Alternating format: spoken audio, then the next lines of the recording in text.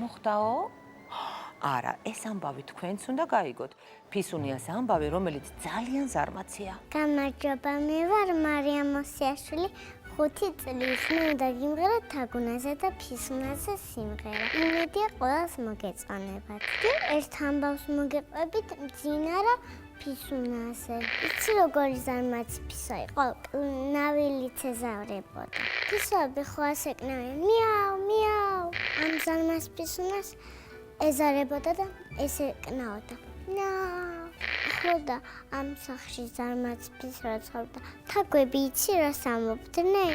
თაგუნამ თქვა რას დამაკლებს ეს ზარმაცი ფისუნაა მაგისთანა მძინარა და უსაკმური ვისუნდაო. ის ზარმაც ფისუნა ჩემ სიმღერას ვერ მოისმენს, იმიტომ ისევე ძინება. ჩემ სიმღერას ჩემი დედიკა მოისმენს, ჩემს ხმა მისმენ, მე ვიწყებ.